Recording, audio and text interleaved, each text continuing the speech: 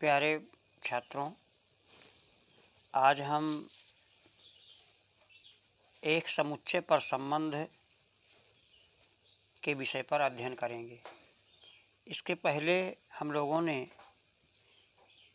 संबंध पर चर्चा की थी, जिसमें दो अरिक्त समुच्चय लिए जाते थे और उन अरिक्त समुच्चयों का एक कार्टेशियन प्रोडक्ट निकाला जाता था।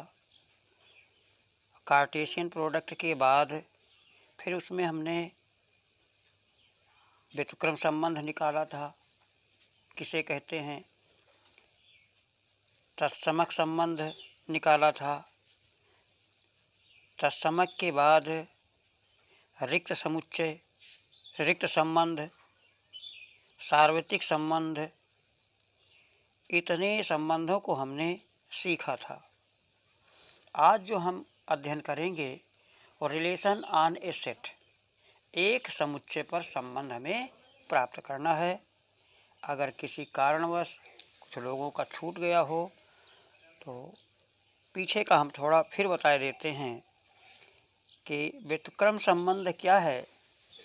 जैसे मान लीजिए हमारे पास कोई एक संबंध है, हमारे पास कोई एक समुच्चय है, अरिक्त समुच्चय, एक अरिक्त समुच्चय है।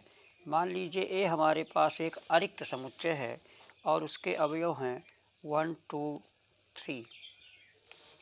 तो इसमें हमें संबंध बनाना है कि R निकालना है, A क्रॉस A निकालना है। A क्रॉस A जब निकालेंगे तो 1 का 1 से निकाल लेंगे, फिर 1 का 2 से, 1 का 2 से, फिर 1 का 3 से, और इसके बाद फिर निकालेंगे 2 का 1 से और 2 का 2 से, 2 का 3 से, तथा फिर 3 से निकालेंगे 3 का 1 से और 3 का 2 से व 3 का 3 से। इस प्रकार हम देखते हैं कि हमारे जो कार्टेशियन प्रोडक्ट हैं, जो क्रमित युग्म, उनकी संख्या 3, इसमें समुच्चय ए में 3 अवयव हैं तो A क्रॉस A में 3 गुणित 3 9 होने चाहिए। इनको गिन करके देख लेते हैं, 1, 2, 3, 4, 5, 6, 7, 8, 9। ये हमारा सबसे बड़ा समुच्चय होता है। इसी समुच्चय को जो R है, इस R समुच्चय को ही हम इसे सार्वत्रिक संबंध कहते हैं। जो हमारा ये R है, इस R को, इसे क्या कहा जाता है, ये सार्वत्रिक संबंध है। इसे सार्वत्रिक संबंध के नाम से जानते हैं, जिसमें R जो है, R होता है, R सदैव A क्रॉस A के बराबर होता है, इसके बराबर होता है। दूसरा, इसका दूसरा नाम है समष्टि संबंध भी इसे कहा जाता है। इसके बाद एक आता है हमारा रिक्त समुच्चय आता है। रिक्त समुच्चय जो होता है, रिक्त समुच्चय, इसे रिक्त संबंध, रिक्त संबंध, रिक्त संबंध क्या है, इम्पटी, इसे रिलेशन कहा जाता है, रिलेशन।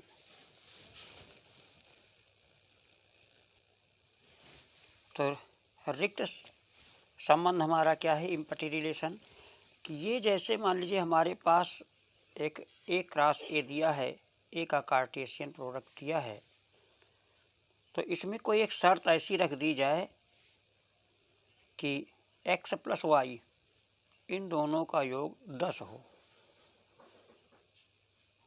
कार्टेशियन प्रोडक्ट का पहला अवयव और कार्टेशियन प्रोडक्ट का दूसरा अवयव, इसमें 1 है, इसमें 1 है, इनको जोड़ दें, 1 + 1 = 10 नहीं होगा।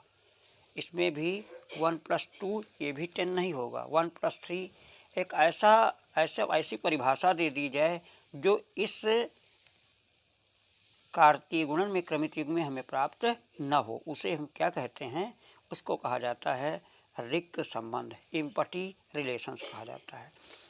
और इसे सार्वत्रिक कहते हैं। सार्वत्रिक का मतलब ये होता है यूनिवर्सल, इसको कहा जाता है यूनिवर्सल। ये हमारा यूनिवर्सल रिलेशन है, इसका नाम है यूनिवर्सल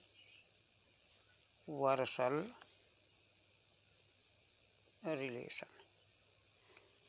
यूनिवर्सल रिलेशन और इम्पटी रिलेशन, इन दोनों रिलेशनों को हम तुच्छ संबंध भी कहते हैं। इन दोनों को तुच्छ संबंध के नाम से भी जाना जाता है। और जो हमारा रिक्त संबंध है इसे हम शून्य संबंध भी कहते हैं। अब इसी प्रकार इसमें हमें जैसे आर दिया है, आर इनवर्स निकालना हो तो आर इनवर्स क्या होगा, इनवर्स व्युत्क्रम संबंध, व्युत्क्रम संबंध इसे कहा जाता है व्युत्क्रम संबंध। व्युत्क्रम संबंध यानी इनवर्स,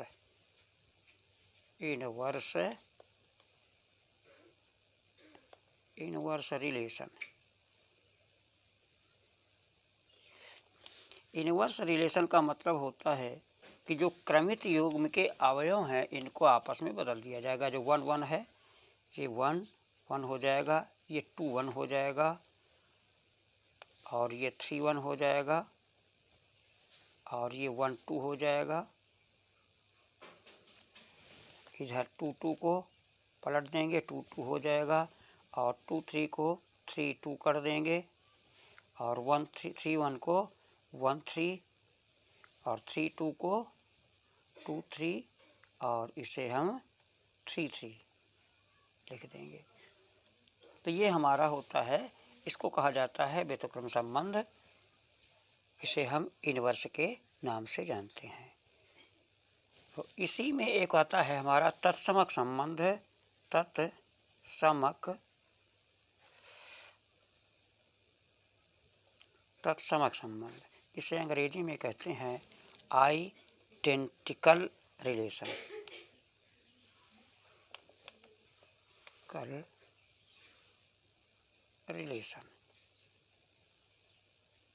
आइडेंटिकल रिलेशन क्या है कि इसकी परिभाषा ये होती है, आइडेंटिकल रिलेशन की परिभाषा ये है कि अगर हमारे पास कोई ए समुच्चय अरिक्त समुच्चय है और ए का ए पर संबंध निकाला जा रहा है, एक माने a relation on A set, एक सेट पर ए का ए के ऊपर ये निकाला जा रहा है, तो इसकी परिभाषा ये है कि x, x such that for all x belong to A। कहने का तात्पर्य यह है कि अगर हमारे पास ए में 1 2 3 अवयव हैं तो जो हमारा IA बनेगा वो IA बनेगा 1 1 होना चाहिए, 2 2 होना चाहिए, और 3 3 होना चाहिए। ये 3 के तीनों होने चाहिए, ना तो इसमें अधिक होने चाहिए और ना ही कम होने चाहिए। इसे कहा जाता है तत्समक संबंध। ये आइडेंटिकल रिलेशन कहलाता है। इन संबंधों के बाद फिर हम बाइनरी ऑपरेशन में जो हमारा बाइनरी जो जिसे कहते हैं रिलेशन, द्विआधारी संबंध, द्विआधारी संबंध पढ़ते हैं। द्विआधारी संबंध में सबसे पहले हमारा आता है स्वतुल्य संबंध, फिर दूसरा आता है सम्मित संबंध, तीसरा आता है प्रसम्मित संबंध, और चौथा आता है संक्रमक संबंध, और तत्समक हमने बता दिया। तत्समक संबंध इसी का ही है, तत्समक संबंध है। ये इतने संबंध इसमें हमें प्राप्त होते हैं। इन संबंधों को हम फिर आगे व्याख्या करेंगे।